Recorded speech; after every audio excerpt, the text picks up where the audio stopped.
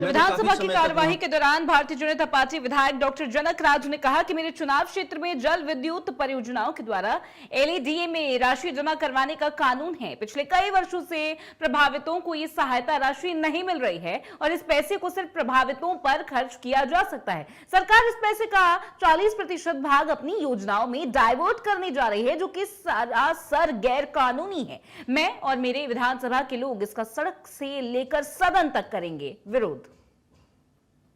धन्यवाद अध्यक्ष महोदय, मैं आपके माध्यम से सरकार का ध्यान लोकल एरिया डेवलपमेंट फंड जो हिमाचल प्रदेश में चल रही या बनाई जा रही जल विद्युत परियोजनाओं के द्वारा स्वर्ण जयंती पॉलिसी के अंतर्गत 1 to 1.5% डिपेंडिंग अपॉन कि वो योजना का कितना मेगावाट का प्रोडक्शन होगा, उसको सरकार के खाते में जमा कराना पड़ता है। और जो स्वर्ण जयंती पॉलिसी है उसके हिसाब से लोकल एरिया डेवलपमेंट फंड का इस्तेमाल केवल और केवल उस लोकल एरिया जो अफेक्ट हुआ है उस प्रोजेक्ट की वजह से, उनकी चाहे एग्रीकल्चर की जमीन अफेक्ट हुई है, चाहे उनके रोड खराब हुए हैं या और इंफ्रास्ट्रक्चर को उनको डेवलपमेंट चाहिए, उसके लिए उसको खर्च किया जाएगा। इस सरकार ने पहले एलईडीएफ से 10% और अब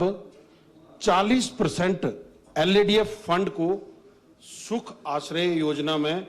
कन्वर्ट डालने का निर्णय लिया है।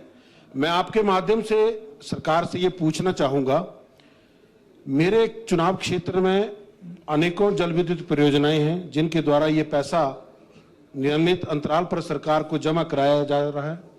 जो पिछले कई वर्षों से लोगों को जो मिलता था फ्री पावर के नाम पे, कुछ पैसा उनके खातों में जमा होता था, एक तो वो भी नहीं मिला है, ऊपर से उसको 40% जो अमाउंट है उसको सरकार ने अपनी सुख आश्रय योजना के लिए डाइवर्ट कर लिया है। मैं सरकार से ये पूछना चाहूंगा,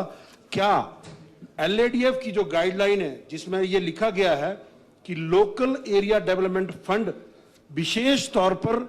उसी लोकल एरिया में खर्च होगा जहां के एरिया में अफेक्ट हुआ है पावर प्रोजेक्ट की वजह से, और उसी पंचायत या उसी क्षेत्र के